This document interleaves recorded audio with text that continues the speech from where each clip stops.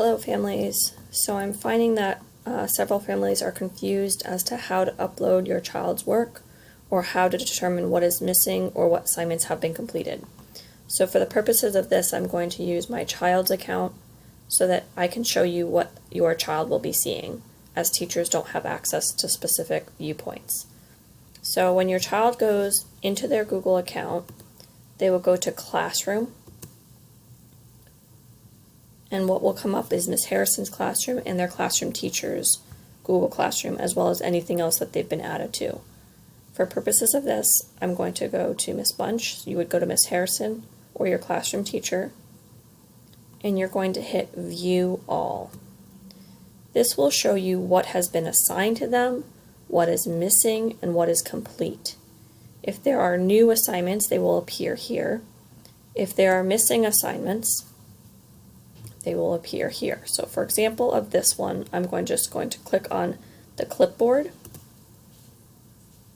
and you will see the assignment will be here and the directions will be here.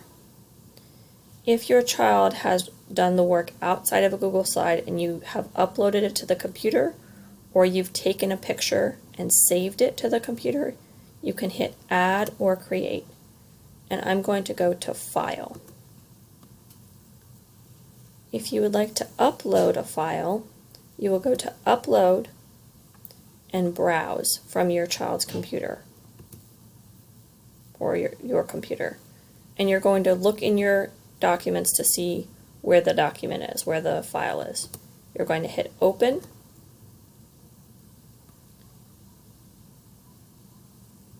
And then you must hit Turn In. If you do not turn in the assignment, your child will not get credit for it. If you've clicked the wrong assignment, you hit the X button and you can try again. In order for your child to get credit, you must hit the Turn In button so that the teacher is notified that the work has been turned in.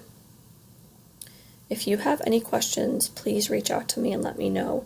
It is imperative that your child access at least some of the work that is being presented by myself or assigned by myself, as well as your child needs to be accessing science and social studies content from their classroom teacher, and if they access the general education setting for language arts or math, they should be accessing the content in there as well. If your child is with me for language arts and math, they should be accessing their Google Classroom assignments through Miss Harrison's classroom, so the language arts and math assignments in there. If you have questions, please reach out to me. Thank you.